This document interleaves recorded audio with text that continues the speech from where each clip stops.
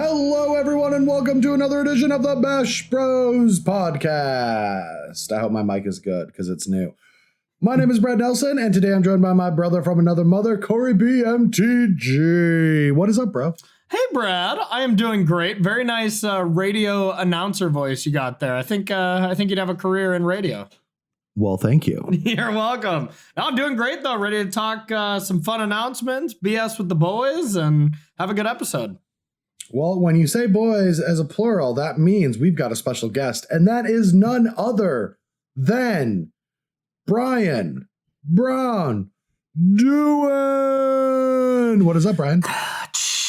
It is an honor and a privilege to be the special guest for no reason on this episode of the Brothers Who Bash podcast.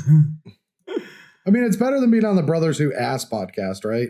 No. It's true. It's stinkier there. It's actually worse than being on the Brothers Who Ass podcast, so known as the Ass Bros podcast.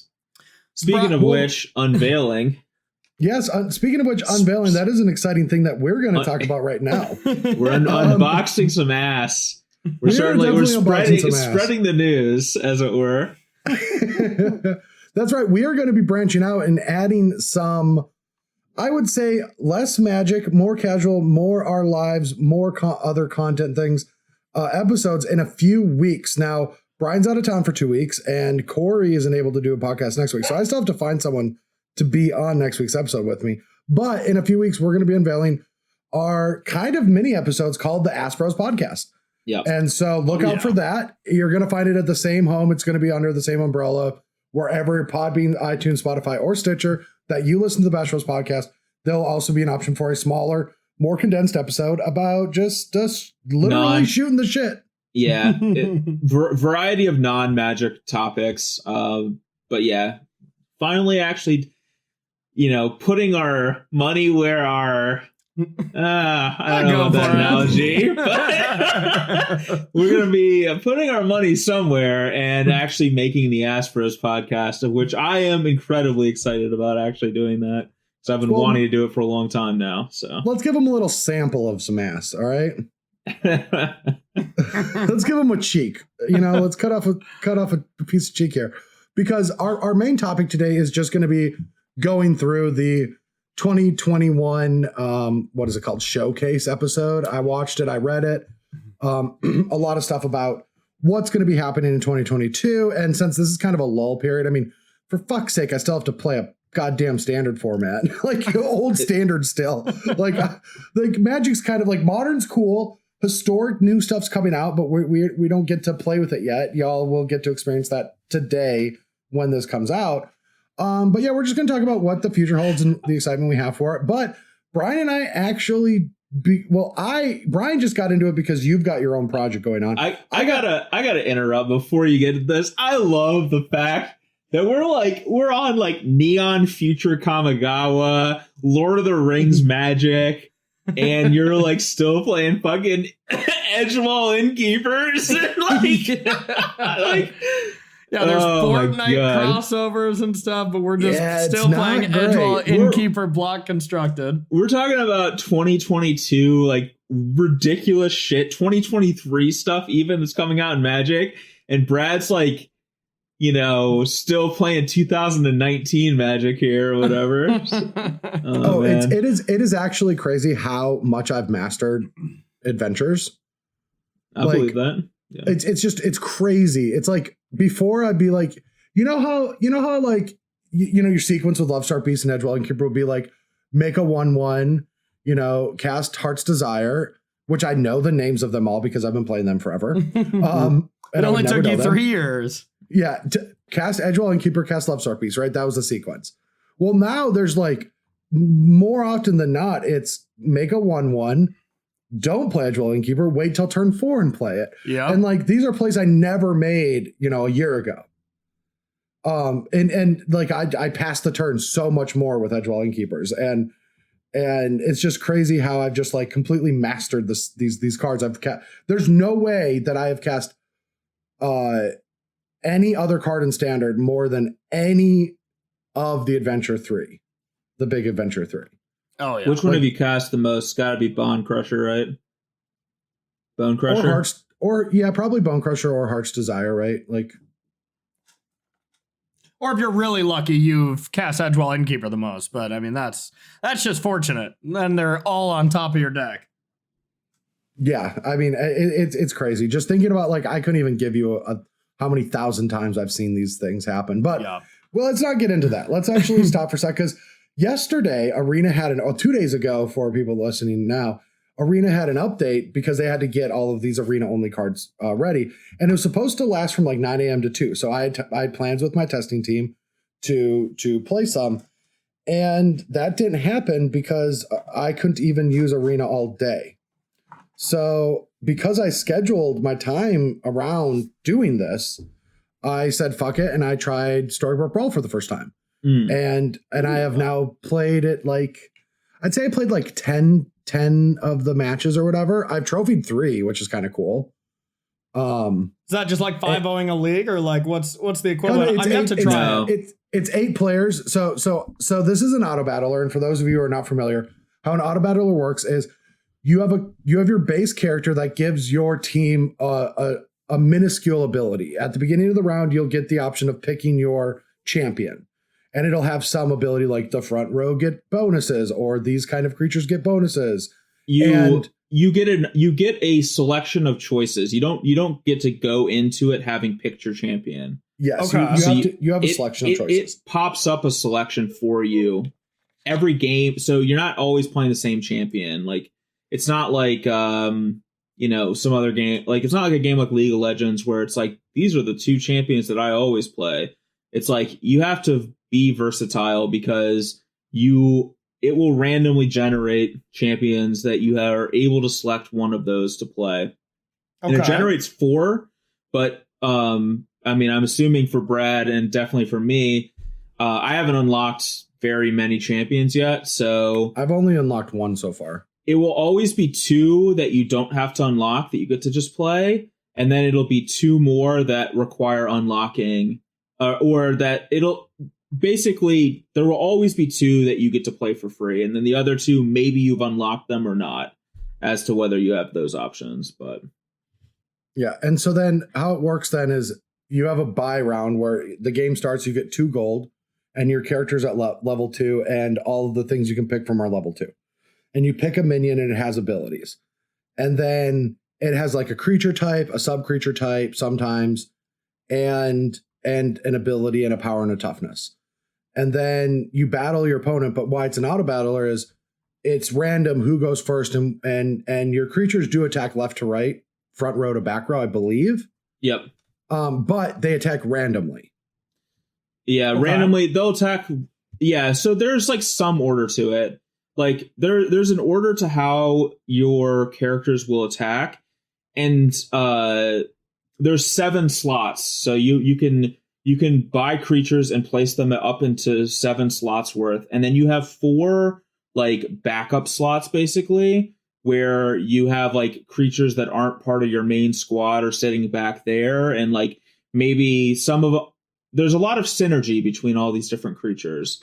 So sometimes like maybe you'll have someone in your back that you're not playing it in your main squad because it doesn't have the synergy, but then later on you pick up some pieces and you'll move it in, or maybe it's sitting there so that you can later sell it back to the bank to get the resource that you need to buy something that's really powerful for you or whatever. Yeah, it's actually interesting. There's a lot. There's a ton of depth. Like, one of the cool things, you talking about the back row. So you just have these hands where they're not in the fight, but there are creatures that say whenever you cast a spell, each time when you buy stuff, you have the options of like 3 to 5 things plus a spell, and you can only buy 1 spell a round. And there's like a creature that says, a minion that says, whenever you cast a spell, all of your mages get +1/+1 permanently. So that creature you might just have on your back row, and it's still triggering everything. Yes. A lot of the creatures, even if they're not part of your main squad, they'll still get benefits from things happening, which is pretty cool. Like there's one that's like a horse, and anytime you purchase an animal from the store, it gets an extra point of toughness. And there's some cool things you can do with that, where it's like you can purchase animals and then sell them right back to the bank. And you lose a little bit of resources doing that, but it's a way to just like, oh, I have a little extra gold at the end of this round. I'm going to buy like 2 animals and sell them back and get a couple extra toughness on this horse or whatever. And then there's like creatures that when they die, it gets toughness when you summon, and summoning is some creatures is a 1/1, and when it dies, it creates a 1/1 black cat, which is an animal. So then it'll get power from that too. Yeah. Or toughness from that. But yeah, it's a really in-depth game. I don't really understand. I'm starting to get to the point where like, so far I've played like 10 games, and now I know I would say like a dozen cards without double checking them. Yeah, I found one of the biggest issues for me when I first started playing was the clock. Yes, you either have too much time or not enough time. Yeah, and there are strategies too where you're actually just gated by the clock completely. It's like I find that the clock screws me over because I'm not good enough at the game yet to where I know what I'm supposed to be doing, and so I'm like tanking super hard and struggling to make decisions, and then I run out of time, and I probably could have done something way better. But there's also some strategies where you start chaining things together, and you actually could keep going almost indefinitely if it wasn't for the clock, and that's kind of cool. I have no idea what you're talking there. That's cool. Yep. Sounds wild. People seem to be loving it too, as far as I've seen. People when you get a playing chance, on just Twitter give it and a stuff. shot. Yeah, it's free, and just try it for a few minutes. And we're not sponsored by Storybook Brawl, but we'd love to be LSV. Isn't it Josh? I think it's Josh's game. Well, I know Matt Nass works on it. LSV took over the marketing of it. VP of marketing. Yeah. I think it was originally Josh's game, and then Matt Nass, I think, came on to, and they teamed up or whatever. But yeah.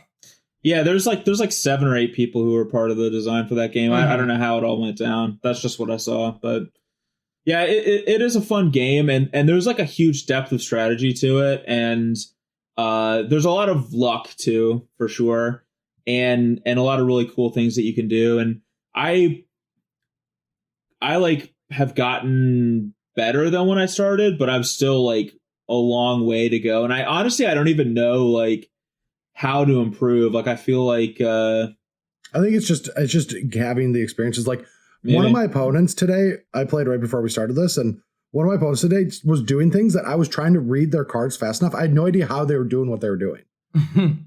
Like I had no idea. They were just like creating a bunch of extra minions that like I've never seen them randomly. So I'm trying to read their treasures and I'm reading their creatures. Well, Brad, it's just the fight is over. It's just the adventure side of Lovestruck Beast. You get a creature off of that.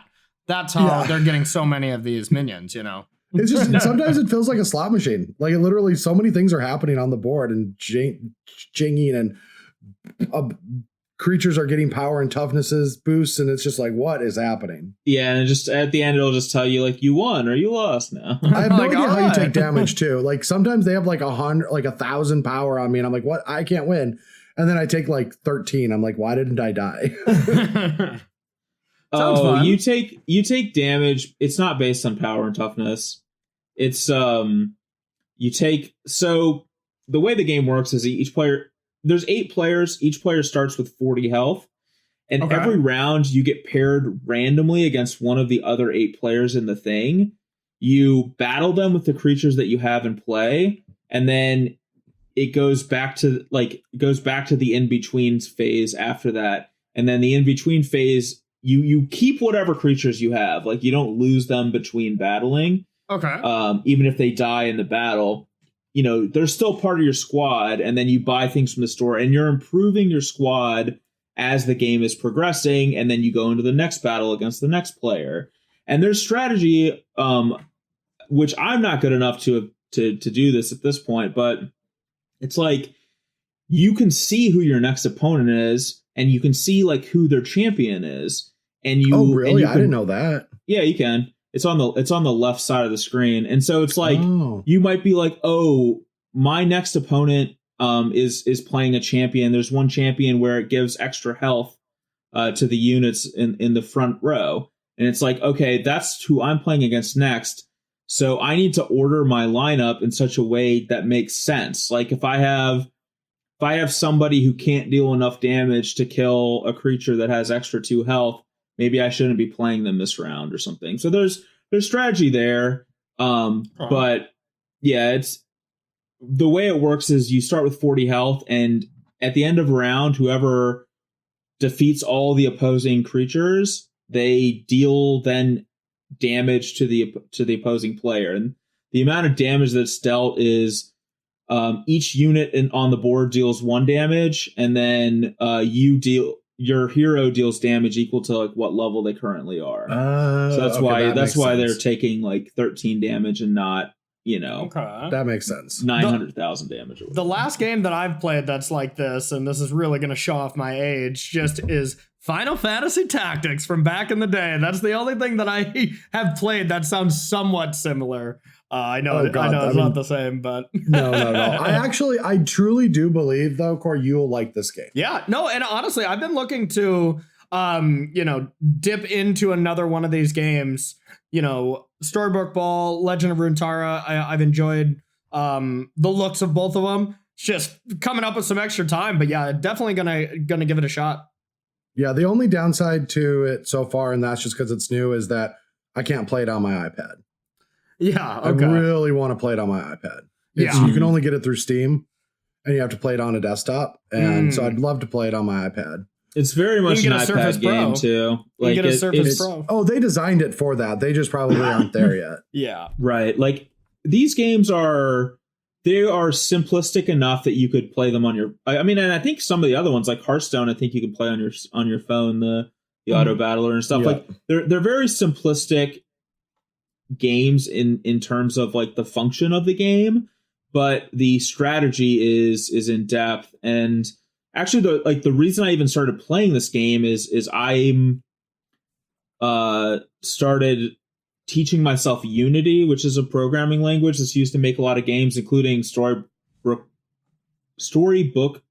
Brawl was made with Unity as well. Tongue twister. And yeah, I know. Can't say it. Yeah. Stony Brook Angler. No.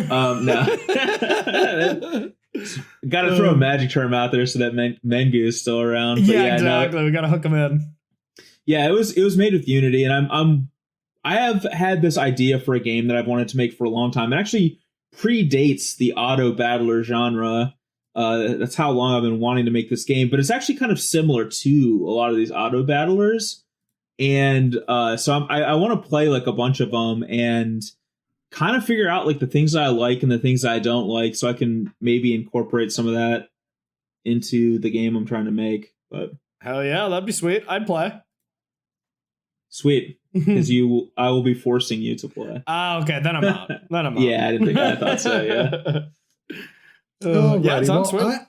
I'm excited to finish this episode so I can go back to playing that. I mean, I keep like getting mad at LSV for promoting this game. I mean, obviously this is stupid to say because this week I should be playing Standard, but my God, I hate it. But every time I log into Storybook Brawl, I'm like, I am losing equity in the biggest tournament of my life. But dear God, I mean, there's so many times you can see your opponent cast, now I did forget the name of it. What's the draw for in Rogues? Into the Story or whatever? Yeah, Into the Story or get Embercleave. Sounds like you're going into the story yourself, Brad. You're going into the Storybook Brawl. The Storybook Brawl. So like brawls deep over there. But I've been enjoying the game a lot, and I might start streaming it too. I mean, I don't know if there's an audience, but it's a fun game. I'm gonna be honest. I have considered streaming it. That's how much I've been enjoying it. No, yeah, Brian's that's right. Streaming career's coming back. It's not, but I would consider streaming it. I am not good. Like you're probably already better than I am. Like I bet not. You have such more depth in gaming stuff than I do. You do not give yourself enough credit for stuff like this. Maybe, I don't know. I feel like do you have any trophies? Oh yeah, I have a lot of them. But okay, he's like, I've won most of my games. No big deal. No, there's 8. It's an 8 player game with a lot of RNG. You don't win that often. Like you know, I think if you're doing really well, you're probably winning like 1 in 5 or 1 in 6. Dude, you know? sometimes by like round 2 or 3, I like have just a motley crew and I'm like, oh, I'm going to do terribly this game. And my opponent just has like 20 power already. And I'm like, how? Yeah, same. How do you do this? How is this possible? There was a game, and I don't know how it was possible. Like, I still haven't figured out how it was possible, but I entered my 4th level. You start at level 2 and you go up to level 6. And I had just hit level 4, which is pretty early in the game. And my opponent not only had a level 6, but it was already fully upgraded. And they were themselves were also level 6. And I couldn't fathom how they had gotten to level 6 that fast and already had a level 6 unit that had been upgraded, which to upgrade a unit, you have to buy 3 copies of it. And there's a treasure. Did you check the treasure? There's a treasure that upgrades your last unit. Oh yeah, and it gets destroyed when it does. That must have been how they did it. Yeah.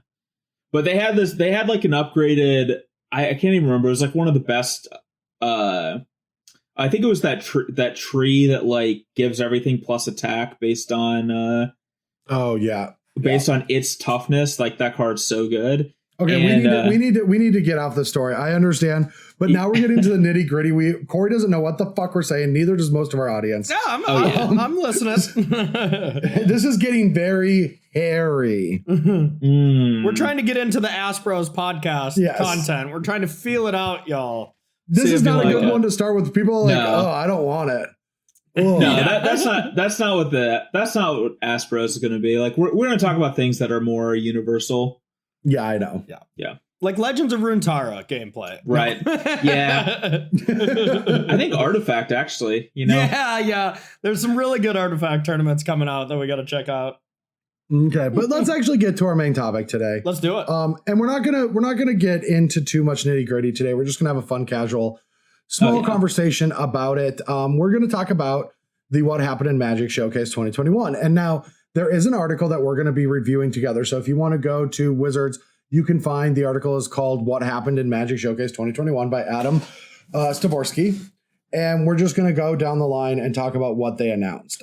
Starting with turn to page 7 in your organized play. Starting with the tree that gives everything. No. Yeah, starting with 0 organized play. All right, Corey, what's up? You should talk. Could you talk a little more? Like, you're not saying anything. Come on, this is a 3-person podcast. Can you at least contribute? Sorry, I was playing Storybook Brawl. Sorry, I was trying to get caught up. But yeah, it was interesting. I was disappointed because we didn't hear anything from OP. But with looking back to like the showcase from last year and like what that was all about and stuff, it makes sense that they don't combine those announcements, right? So I assume we're going to hear something. Yeah, I mean, it's also true that they told us that like OP is going to change to what we're not going to like, really. Yeah. And also that we're still in the middle of COVID and things are spiking. So like, yeah, you know, it makes sense. It makes sense why we're at where we're at. But yeah, so a bunch of secret layers got dropped. We'll talk about those later because that is not here. The first thing is talking about Innistrad Midnight Hunt and Innistrad Crimson Vow. Now, Innistrad Midnight Hunt is coming out next month. It actually got pushed back a week, which was sad. I didn't know this. Yep. It releases on the 16th, which guess what, Corey and Brian? I was really excited to start streaming New Standard, but my mom and stepdad get into town on the 16th. So they're here until the 23rd. So even after it comes out, I still can't do anything for a week. Tori's parents are here from the 16th to the 23rd of September as well. Oh my God, really? They're here for the entire same... They must be on the same flight, yeah? Well, there's multiple different flights, but that'd be funny if they were. Yeah, I mean, there's only like 2 or 3 flights that go into Roanoke like per day. That's kind of no joke, to be honest. So they easily could be, depending on what time they're flying. But did they do Delta? I don't know. I don't know for sure. Check. You should check because they might just be on the same flight. They absolutely might. So yeah, Brad, the whole thing is we have to make them very, very good friends, which we've already introduced your parents and Tori's parents. So now we just have to get them to be really close so then we can go stream New Standard. That's true. We can get them Yeah. distracted with each other and actually hang out Exactly. with who we truly love, Magic. Magic the Gathering, yes. Go to our abusive relationship. Yeah. Yeah, you mean the abusive relationship between us and Twitch chat? No, our Twitch chats are awesome. That's true. That's true. Yeah, no, it's gonna be fun. I think preview season starts. It was supposed to be next Thursday, but now it's the Thursday after that. We'll just start to see cards. So yeah, still a little ways away, but it's crazy. It comes out on the 16th. The first, There's I think next Tuesday is the first show where we're going to get to see previews. Yeah. They say September 2nd. Okay. September next 2nd. week, Thursday. Yes. Ooh. It got pushed back. My preview card was September 3rd, and they pushed it to September 9th or September 10th. No, but you were supposed to come out a week late. Oh, okay. It says That makes sense. on the thing we're reviewing on the page, it says on September 6th, on the September 2nd, come to watch the live show. Gotcha. Okay. And then if anyone wants to jump right into spoiler season, right after this comes out, right? This set comes out on the 23rd or 4th, I think. Truly comes out paper. Okay. Digitally, it'll come out the week before. Then we've got Innistrad Crimson Vow, which comes out 2 months later. That fast. Yeah, they're back to back. They're just back to back sets. I wonder why they're doing that, because it's supposed to be like very similar themes, right? Like, I guess by the pictures alone, it just looks like we're seeing a lot of werewolves in Midnight Hunt and a lot of vampires in Crimson Vow, but that still feels soon, right? Isn't it usually 3 months minimum? Well, there's usually is this the 4th set? This is the 5th standard set to come out this year, right? I'm pretty sure. I'm not sure. Yeah, it is, because this one triggers. This is the 8th set or the 4th of this year, or no, this will be the 9th. I'm pretty maybe not. I don't know. Who cares? All I know is that these are coming back to back, and there's still 4 sets next year. So I'm pretty sure there's just an extra standard set. Maybe not. Maybe it's not. I don't think it's an extra standard set. Didn't they just change the time frame of when sets released? Because it used to be September was the fall set, and then it was like February was the next set, and then it was like April and then summer, and it was like But they changed that. Now it's like September's the fall set, and then it's like December is the next set, and then they spaced it out more evenly. Oh, okay. But it is because then we still have 4 sets next year with this announcement ending in the Brothers War, right? And Brad, we have to do some fun things where during set release we got to put some war paint on and do like a Brothers War stream battle or something. I say we just wrestle and throw it on TikTok every day. Yeah, just actual fights. I think that sounds good. Yeah, go back to our roots of when we were kids. I'm in. Oh yeah. So is it just those after Brothers War? Do we rotate again? Sorry to get caught up on the stream, but is that when standard rotates again? It would be, in theory, it would be after Streets of New Capenna, because then that'll be 4 sets, right? Because we're having a rotation for the Innistrad, then another Innistrad. Yep. And then we have Kamigawa, then we have Streets of New Capenna. I don't know. Streets of Capenna. And then it should rotate for Q3 when Dominaria United comes out. I gotta say, really? I think the Kamigawa thing is like legitimately incredibly cool. Like I actually, oh yeah, everyone's talking about like, oh, we need to go back to Kamigawa all the time. And I always was like, I think I could pass on that. And I never, I kind of just assumed if they ever went back to Kamigawa, it would, I don't know, just, it never excited me. But then when they revealed this, I was like, wow, that's actually really cool. Like, that's an interesting way to go back to Kamigawa. I don't know. Yeah, I actually think that's incredible. Like, of all the stuff that's coming out, that's the one I think is the coolest. I have some mixed feelings about it, and it's actually funny because I hear you when I see this in my head telling me why I have mixed feelings. Okay. Because you've stuck it in my head about a lot of the corporate CEO jargon stuff, right? About just we've talked about companies a lot. Yep. And you're one of the people I talk to most, so I hear you the most in my head. And when I saw this, I was like, wow, this is just it's cool. But it would have been so much cooler. Maybe this would be nitpicking if steampunk wasn't just hot 2 years ago or a year ago, when things were starting to get commissioned, like a lot of the stuff that they've been doing was like really hot a year previously. I don't think so. It's like very influenced by pop culture. Yeah, it's not supposed to be steampunk though. Like that's a completely different thing, right? I think that this is very steampunk. I thought it was just a really futuristic society. Steampunk's kind of more like like a futuristic Victorian type thing. I don't know. I think they're two different things, and I'm ignorant about this stuff, so I could very easily be wrong. But I definitely think. Yeah, I never did too much research about that game, except for the fact, like, wasn't it so buggy right when it came out? Steampunk is a style. It's I'm thinking cyberpunk. Never mind. Well, that's what I meant too. Cyberpunk. Okay. I feel like this is influenced by that. Yeah, steampunk. I said it wrong. Steampunk is like actual Victorian engineering. Okay. I speak fluent, Brad. I was already on to what he was saying. Okay, you're talking about the Cyberpunk game 2077 or whatever that came out a while ago. That's right. Okay. Yeah, and just cyberpunk-esque stuff.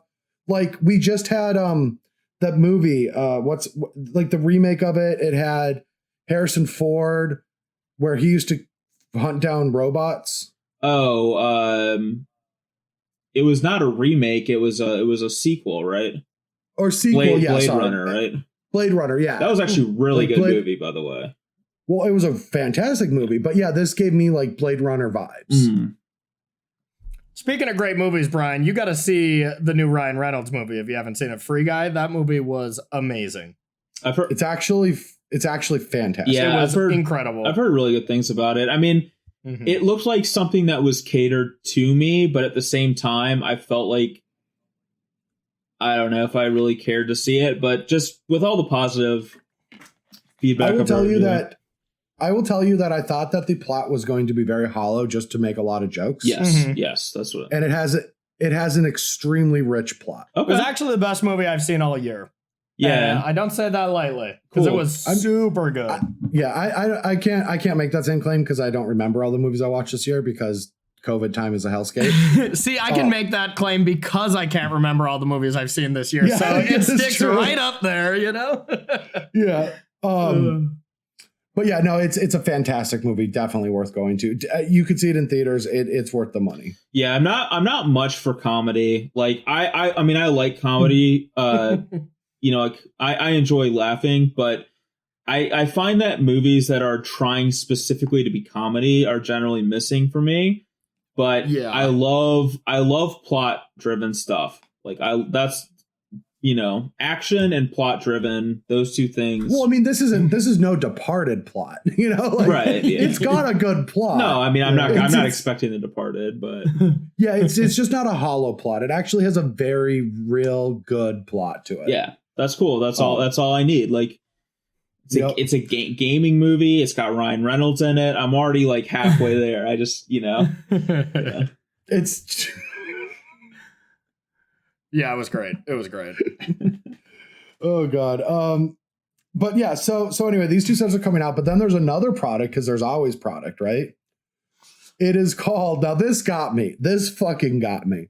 It is called Innistrad Double Feature starring Midnight Hunt and Crimson Vow. Now, once Crimson Vow comes out, there will be a draft booster release where guess what, guys? You can draft two sets together. What? What? Is that really a thing? You can have scroll further down. But yeah, no longer is a set just drafted on its own, but two and maybe in the future 3 sets can be drafted together. So like you draft one set like in one pack, and then you pick up a second booster pack that is not the same? No, not anymore. These are their own individual products that you must purchase that mesh the cards together. Oh, so it's just the remastered sets online that we're doing right now, right? Wasn't it like Amonkhet remastered? That was effectively, yes, this is, but in paper form, yes. Okay. Sweet. I thought it was so funny when just the promotion of a double feature is like, oh, so it's like block drafting again that Yeah. I miss. So it's like the thing that we did for almost the entirety of the Ever. time that we played this game, but now But instead the of remastered version, in my opinion, is worse because of the meshing. And now we just get to do the meshing. Why do you think it's worth? I mean, I think I agree with you as well, but what's your reasoning that it's worse when it's all combined instead of separate packs? I don't know. I just don't like it as much. I don't like the curate. I don't like the curatedness. There's cards that are missing on the set, so then I have to go check what those cards are. If I want, and then the curating of it means that like everyone's going to have infinite playables because like it even goes further than sets now. Sets now don't have a lot of bad cards in them. Yeah. But then you even curate out those bad cards or the worst cards. And now you just like have fully functioning packs almost all the way through and through. It's like every deck is just busted. It's like a bad cube draft. Yeah, that's exactly what it it's feels like like every cube time I do it. drafting with somebody's cube that's like, it's like sometimes you play those low powered cubes and they can be fun, but you're like, I kind of crave a little bit more power in the cube. It's like that, except way lower power even than that, I was doing some of the drafting of like the Kaladesh remastered, and that was interesting. And while I had some fun, reminiscing about the time when we were all drafting in Hawaii, getting ready for that Pro Tour way back in the day, it was weird having I'm like, how have I drafted this like 4 times and I have not seen a Renegade Rallier?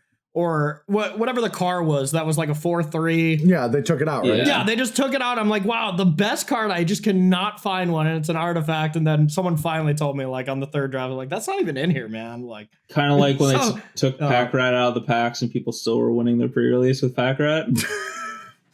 What? You guys was that real? Oh, you don't know this story? All right, we're switching back to the Ask Bros real quick. Yeah. Brian, the floor is yours. So, Return to Ravnica. Okay. Circa, what was that? 2012? 13? Yeah. 11? Somewhere in that era. I want to say it was we played 13. Golgari or something at like Cleveland I think it was Cleveland. Pro Tour Cleveland. It was the last Pro Tour, right? No. That's way too modern. I'm talking Return to Ravnica. You're talking. Okay, that was a Ravnica. Yeah. Yeah, you're talking like Ravnica. You're talking guilds and allegiance and stuff. Yeah. No. I'm talking. Yeah, my bad. Yeah, I'm talking Return to Ravnica. Like Delver era. Okay. They had like Pack Rat was in that set and was basically unbeatable and limited. If you were on the play and played a Pack Rat, your opponent had 1 turn to have a removal spell or the game was over. So for Guild Packs, which was the next set, since pre-releases back then had this really novel idea I'm going to explain to you, where you got like some packs that were one set and some packs were a different set, and you actually got to play sealed those 2 sets together.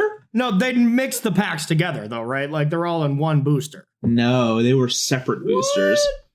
But so that they had that, and like, so there, there was Return to Ravnica packs that you would have access to, and they removed Pack Rat so that it could not be opened during the pre-release because it was such an oppressive thing. Like they were specialized packs, I think, for the pre-release that had special cards, but yet there were still stories of people winning their pre-releases with Pack Rat. Just people cheating and putting Pack Rats in? Yes. Oh, and promoting it on social media because they didn't know that they couldn't open it. Yep. Oh, People, oh my God. People told on themselves there. Care to name any names? I mean, I think that seems like an Ask Bros podcast thing to do. No, we're not naming names. I'm not in a naming space at this point. Is this you coming clean, Brian, that you finally are coming clean by putting Pack Rats in your pre-release? No. Okay. Yeah, that's absurd. It was really funny though. But yeah, so yeah, the double features coming out, and then so after Kamigawa, I think the set that I'm most excited about though is Streets of New Capenna. I don't know exactly how to say it, but the reason is because we're going back to Tricolor. So this means that I believe that we'll get the other final triomes. Yep. Yep. And also we're gonna get ally triomes, which I like. So I love the enemy stuff, but the enemy stuff always is, in my opinion, overpowered. Like, I just think that like any enemy combination just has better cards than like Naya. I don't know why. It's just like when you pair green and blue or green and black, the cards are just better because the color pie is better. Yeah. I think that can just say something about the color combination, that you get good creatures with great disruption. And no matter which color you pick there with green black or green blue, but I totally agree. Those decks have been historically dominant in standard throughout the years. Yeah, and so, but I still just like, I also like tri-colored sets. I also like the idea of this. Now, if you saw this, Brian, it's like 5 crime families. Yeah, it looks pretty cool. Like the whole like demon angel stuff, I think is I enjoy that from a flavor standpoint. So I think, yeah, and I love how like the demon is like kind of got like a fucking mafia suit on. So speaking of these sets being years in the making and things that were popular at the time of, does that not look like Thanos? Oh, almost 100%. It looks like it just looks like Thanos. It looks exactly same color. Yeah. When did Endgame really come does. out? When did that come out? Yeah, instead of having the Infinity Glove on his hand, he just has a wedding ring. Like, yeah, it's the only change. Yeah, no, I truly believe that a lot of the stuff is just taken from the big pop cultures because, I mean, like, I don't know. Fortnite doesn't seem like it's from pop culture that much. Dude, okay, everyone out there, just hear me out. Hear me out. When you open Event Link, right? Or not Event Link, it's called something else for everyone else. I know it is. The companion app. Yeah. When you open the companion app, does it not look like Hearthstone art? Yeah. It's because it's familiarizing that clientele. It's an acquisition marketing decision. It has to be.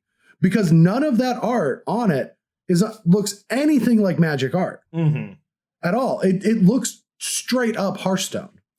I mean, a lot of the things they've been doing have screamed pushing in that direction, though, too. You know, even this historic set that comes out today, if you're listening to this the day it comes out, you know, being able to change cards only for digital. I mean, stuff like that. Well, like all that like kind of game stuff. Design stuff. I agree on that. But I'm talking like just it just hits you, right? Like I'm saying that all the aesthetics have a ton of purpose behind them. Yeah. Oh, for sure. They don't do anything not on purpose. I will say in defense of the enemy, defense of the dark arts or whatever, however you want to say it, that when it comes to some of the stuff that we're like pointing out, it's like feels derivative. At the same time, like everything is derivative, basically. Like there's, I don't know, I'd have to look up the quote or whatever, but and who said it, I want to say it was like Shakespeare, but maybe it was somebody else. But there's only like, 7 stories that can be told or something, like everything can be derived down to like some basic storytelling premise. Yeah. And so even religions. Yeah. Yeah, for sure. And honestly, even in like advertisement, kind of sociology stuff, like learning what kind of colors advertisers use that draw in certain kind of things and stuff like that. Like all that stuff is, so directional. Can I ask? There's only 3 base colors. What? Yeah. Can I ask? Can I ask bros real quick? Yeah. Ask it up, man. Perfect. Great. All right. Give us a full ass. Go straight ass to mouth, Brad. No. All right. Ass to mouth it is. So Jesus Christ. A friend of mine from back in North Dakota just asked me what my podcast and Twitch was because her like teenage child is getting into Magic, and he's like, well, he used to be my friend. He's probably got some good content for my child to listen to. Ooh. Anyway, better text that person back. Yeah. So my Ask Bros segment right now is about the Sunny Skies marketing plan that TNT, I believe, did. Was it I believe Dynamite? it was TNT. No, I think it was TNT. Who did? Nice. Which had like the here? I'm just gonna Google it real quick so I know exactly what.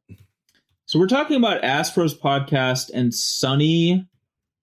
Is this like a subliminal advertisement for perineum sunbathing, Brad? No, it has not anything to do with perineum sunbathing. That's unfortunate. What is perineum sunbathing? Oh, I'm glad you asked. Like, I'm glad you asked.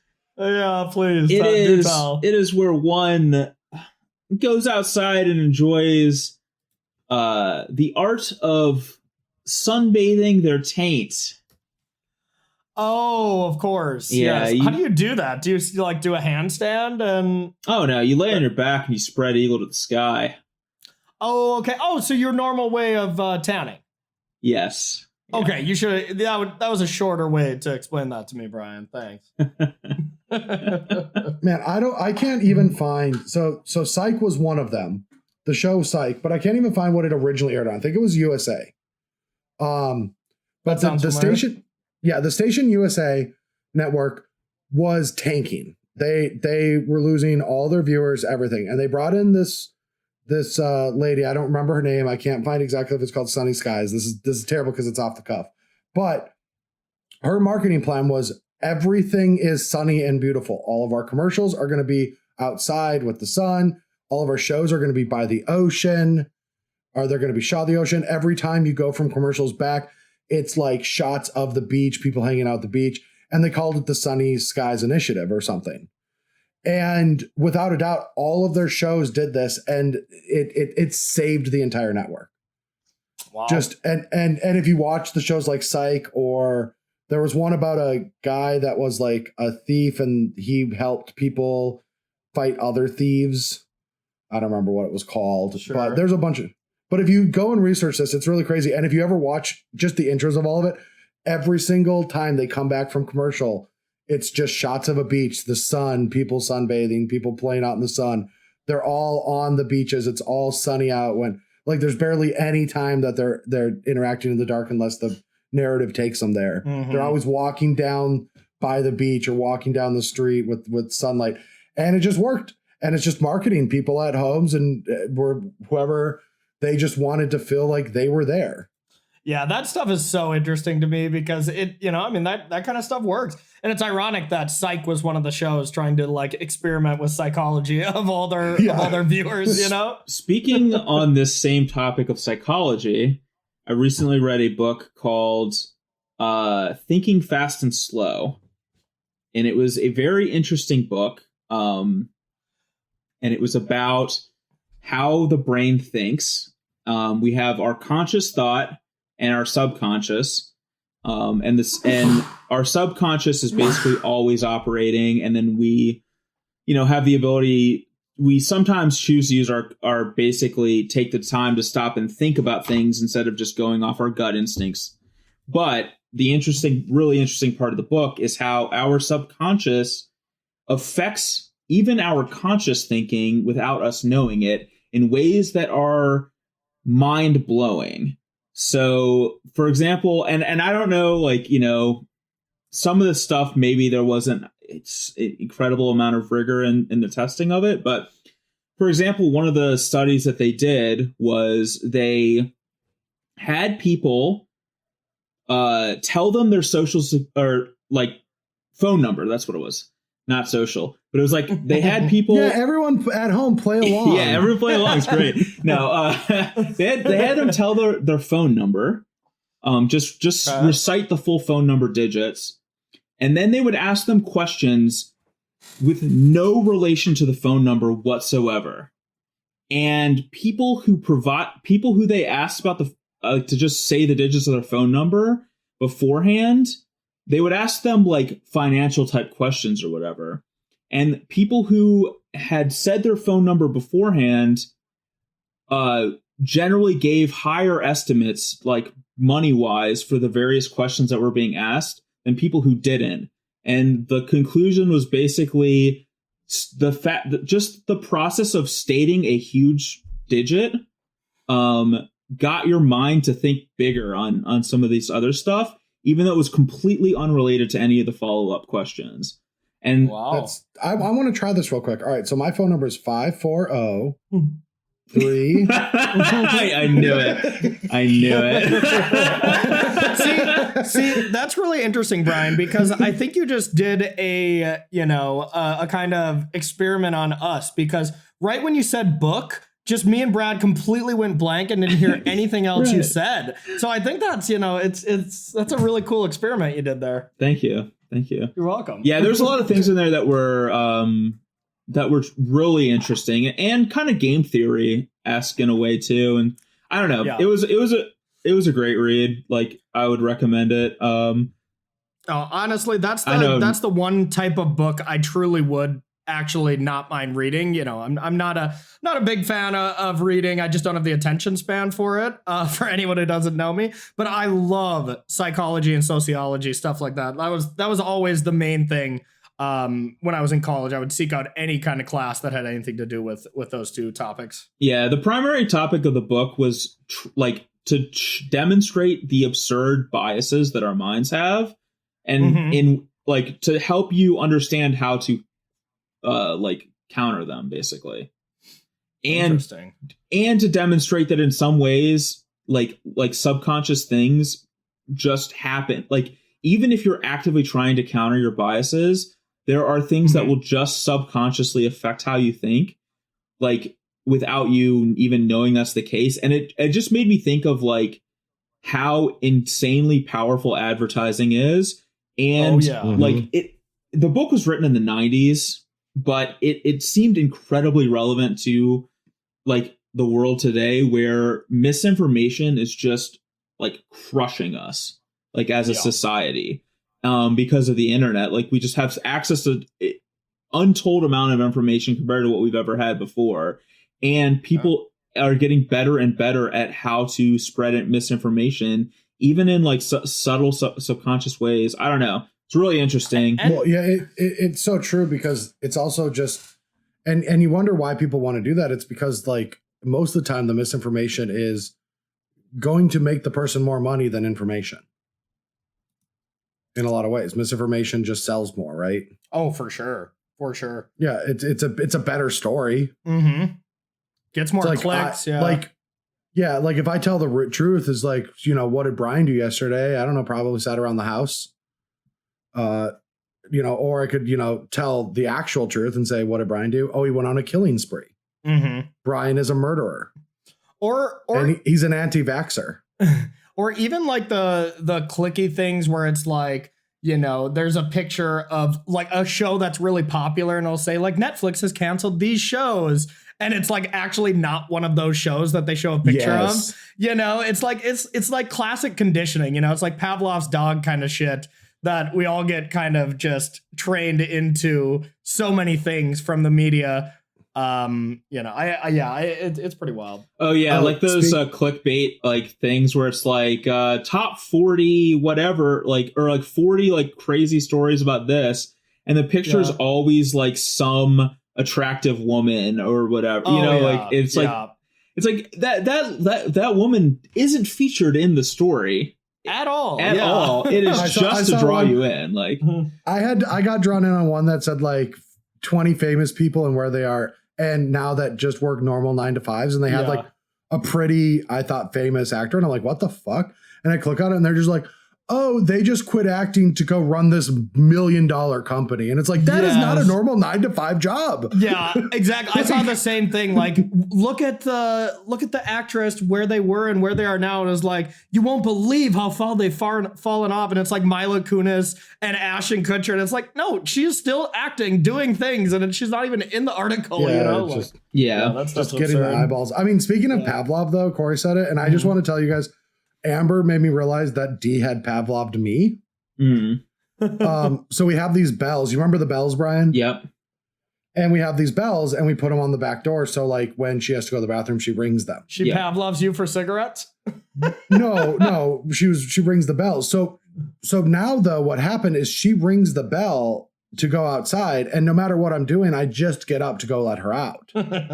without subconsciously, like I might be on my phone, I might be on my laptop, I hear the bell, I stand up. You know, Yeah, I just start yeah. moving, and I was like, "Holy shit, you are actually Pavlov!" I'm like, "Wow, I am," Who's because I subconsciously make these actions when I hear the bell. who's trained who here? Like, Yeah. Oh no, yeah, she's regressing, and she's been kind of bad lately, and I don't really know what to do. We got to figure out a new thing.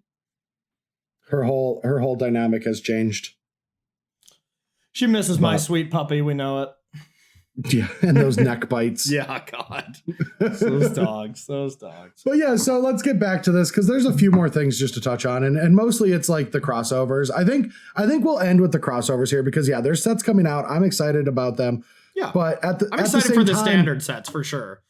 Well, Like- I'm excited if the cards aren't how they've been. Like I saw a conversation online, and I thought like the points people were making were kind of ridiculous about like how to fix it. But they're like, the draw should have a better catch-up mechanic because of Magic. And this is just stuff that we've harped forever on the podcast, which is just no one runs out of cards anymore. Yeah. Everything flows. Like, and that kind of Magic, the retention level on that is just bad. Like, you know what I like about Storybook Brawl so far? It's the first time where I felt very tanked into my decisions, and my decisions really, really got me. Like Yeah. I made a mistake and it ruined my entire lineup for the rest of the game. Yeah. And I mean, and honestly, like, I guess that's pretty much modern in a nutshell right now. Like every single little minor decision usually has a big impact on the game. And that's why it's enjoyable. You know, it's not every But card. it's still super powerful. It's still snowbally. Like There's I'm some playing decks this that are gen- snowbally. There's some decks that are snowbally that never run out of steam. But, you know, usually the decks that are higher powered do run out of steam. You know, Lurrus is a big problem with that there's always a little bit more gas in the tank. But outside of that, I think it's pretty much modern in a nutshell. Modern's been like that forever, really. Like honestly, Modern is always been a very high variance format, but it's also been a very high skill format. Exactly. Okay, Yeah. okay. I don't, into some degrees, I don't even agree anymore. Like some of these decks are just, they're still velocity driven. I'm talking about velocity driven Magic. Yeah. And like I've been playing this Jund deck. It's a Jund Dolores deck, Brian. Mhm. And it's got Urza Saga and Renin 6. It's got the one drop package of Darcy and Ragavan. Yeah. And then Tarmogoyf. Those are the three creatures in the deck. And then it's got Lurrus. And this deck, I mean, I was playing it and someone's like, you know, everyone makes the stupid joke. I'm so sick of it already in chat. It's like, is this the Zoomer or the Boomer Jund? I'm like, my Jund decks used to play Olivia and they did something. You know, like this is of course a Zoomer deck. Like you've got Unholy Heat. It's 1 mana kill whatever the fuck I want. Yeah. Yeah. Like, it's not it's playing 4 mana cards at all, you know? Like Yeah, like the deck is like it's the most disturbing Jund deck I ever played. Like I played against like Tron and I just had Ghost Quarter plus Red and 6. I'm like, you're dead. Like you can't win. You can't do anything. Yeah, we played that I haven't played it yet, but we played against it on Versus on Tuesday, and it was just Grixis Death Shadow Gauntlet, and that was the last match. And wow, was that deck impressive, but we just had an insanely fun match. I don't know. Grixis Though. versus that Jund, I think, are both awesome. Like yeah, both great decks, yeah. You really do have to give up a lot to play Lurrus, though. Like you said, you can't play Olivia, Uldaran, and Lurrus in the That's same deck. true. Can't play Bloodbraid Elf. That's like 2 cards in 1, you know? That's Speaking of Olivia is the Crimson Vow. Oh, really? So yeah, that's Olivia on that art. Oh, okay. Olivia is the bride. Gotcha. I don't know what's going to happen. I don't know what, you know, hopefully Olivia costs 2 or less so we can play her with Lurrus. That's just now how I think of things. It's like, I sure hope this card is pushed beyond belief so I can play with my Lurrus. What have you become, Brad? Hey, Olivia, can you cost 2 mana and have 7 toughness so you beat Unholy? Yeah, Please? Yeah. No, I'm just praying that standard is back to just some no, like aggro decks do not draw cards constantly, you know. Well, that's not going to happen. I mean, you already know, like mono green already does. Yeah, I mean, it makes sense why they're designing it like that, because for people who play MTG Arena, not like degenerates, that kind of Magic is fun because they play, you know, they're 1 or 2 games a day, or to get their like thing, or they complete their quest, you know, a couple times a week or whatever. Yeah. They don't want to get mana flooded and stuff like that. They don't want to get flooded. They don't want to get screwed. Like they want to play a game where they get to play functional Magic throughout.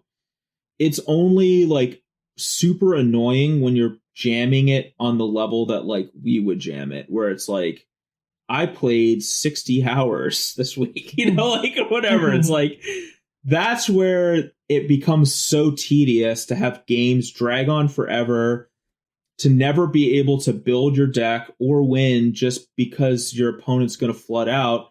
Like that used to be the control deck thing. It's like, I'm going to win because my opponent's going to start drawing garbage at some point in this game. You know, they're going to draw lands. They're going to draw like 2-drops that suck. And that's like my plan to win, is for that to happen while I'm drawing Sphinx's Revelations or whatever. But now that just doesn't happen. It's like, oh, they did draw a 2-drop, and it has a 7 mana ability that produces a significant amount of advantage or whatever. You know, like, I don't know. Yeah. No, Oh yeah, every 2-drop in these green decks gains card advantage. Every single one. Yeah. Or has the ability to gain card advantage. Mm-hmm. Every card in the mono green deck has the ability to gain card advantage, in all honesty. Like in the new standard, every single one has like a replacement effect. Like if you target it, you get a token. If it attacks, you draw a card. It levels because it's a class. If it dies, you get to equip it to a forest to make another 4/4. Yeah, Like, that's true. We're doomed already. Yeah. But yeah, so I mean, we'll see what happens with new standard. I'm looking forward to it. I'm actually looking forward to historic, but I'm very scared of the red cards. That like the red cards just seem so much better than everything else. Like Darcy and Unholy Heat and Seasoned Pyromancer. Like I think Phoenix just getting Unholy Heat makes it really good. There's people talking about mono red Hollowed One decks might be popular. We still have to make sure anything can beat Jeskai Control because that's the best deck. Well, if you're listening to this right at 11 a.m. Eastern time, tune in 2 hours from now where we're going to test that out on Versus Live. We're playing Historic tomorrow with all those cards. It should be pretty fun. Oh, cool. You know, like when you meet somebody and you forget their name and it's been like 8 months and you're too embarrassed to ask? Yeah, all the time. I'm Corey, Brian. Who the fuck is Darcy? Oh, sorry. Dragon Rage Channeler. Okay, all right. Everyone. It's the shorthand is Darcy. Okay. Yeah. DRC. It's DRC, but sure, okay. Sure. Who the hell is Darcy? I've never heard of Darcy until this podcast. Oh, really? No, I just said DRC. Yeah. That's what I've Oh, always okay. heard. Then y'all aren't Spike fans because I watch a lot of Inspired Spike and he calls it Darcy all the time. I am a Spike fan. His stream is sweet. But Beat him the other day. Apparently not enough. Nice. Apparently You're the not new enough Spike, to bro. watch. Yeah. I mean, these new kids are coming up. They think they're the fucking hot shots now. I played him in my first league with my first time playing a deck, beat the shit out of him. Oh yeah, Brad, didn't you say that you were gonna be like you were gonna put up 200 subs if you were not the gifted if you weren't the sub leader for next season against Spike? No. I said that I would give up 200 if I finished the season with no trophies. Oh, I swear that you wanted me to put that on record that next season you were gonna challenge Aspiring Spike to his modern trophy leader. Oh yeah, maybe I'm wrong on that. Yeah, I mean, I would beat him if I tried. Oh, yeah, it would take a lot of work. It would take a lot of work. Yeah, a lot it of would time. take way more work than I'm willing to put in. I'd rather play the other formats. But yeah, so I just want to talk about one thing. There's a lot of crossovers with like Warhammer and Fortnite, and I could give a shit about all of that because that doesn't interest me. But the straight to modern, which is kind of a negative, but full Lord of the Rings set is getting me pretty hot and bothered because also Amber's excited about it. And like, this is the kind of thing, like if Wizards has me saying, oh wow, Amber is actually going to want to collect some of these cards. We're going to play some seals with this stuff. They're doing their job. Fun with it. They're doing a pretty cool job if they're getting Amber back in because Amber liked Magic for a little bit, but then like totally got off it just because of like a lot of the, it didn't hook her. Right. Well, she was there for a while, but she gave up in the last few years. But now this is going to draw her back in to at least want some product. And there's a lot of fucking Lord of the Rings fans. I wonder how much the IP cost them, though. Holy shit. Lord of the Rings IP? Yeah, dude. That's got to be expensive, right? Like, that's got to be super expensive. Their budget for the TV show is $1 billion. Yeah, one does not just walk their way into a Lord of the Rings sponsorship. No, they don't. I love Lord of the Rings so much. Like, I'm so happy that the movies were great because I grew up as a kid reading those books. When I read The Hobbit and the 3 Lord of the Rings books. I read those so many times when I was a kid, and I love, like, that was my first foray into fantasy, and like, I, being a homeschooled, sheltered kid, like, that was what I had. I had Lord of the Rings, and that was it. So like that was, I don't know. It's like it's kind of a mixture of nostalgia, but actually just I still love it now, and I don't even think it's just nostalgia. I love Lord of the Rings so much, and I'm really excited by this too. Even though I don't really like the whole crossover thing that much. This is like the exception for me. Like, I'm super stoked about this too. Oh, I'm all for it now. Like, I don't have the same so I just want the gameplay of Magic to be better. Yeah. But I'm not a purist that it's like, it has to come from Dominaria and it has to be in the Like, I don't give a shit. Like, crew the fucking Millennial Falcon with Rick Grimes. I don't give a shit. Rick Grimes. Rick and Morty, motherfucker. Think bigger than Rick Grimes. Yeah, well, Rick Grimes is an actual Magic card. I know it is. I know. Yeah, I'm the Millennium Falcon. I'm like, I would say, like, a half purist. Like, I think a lot of the appeal of Magic is the flavor of the game. I think it's huge. Like, a huge part of Magic's appeal, even to competitive players who don't think it is. Like, I think a huge part of Magic's appeal is the flavor. And I think that Magic having its own sense of flavor and being like its own world building and own universe is part of the appeal of why that flavor is cool to me. Magic just taking other worlds and making a card game off of them is not as cool to me.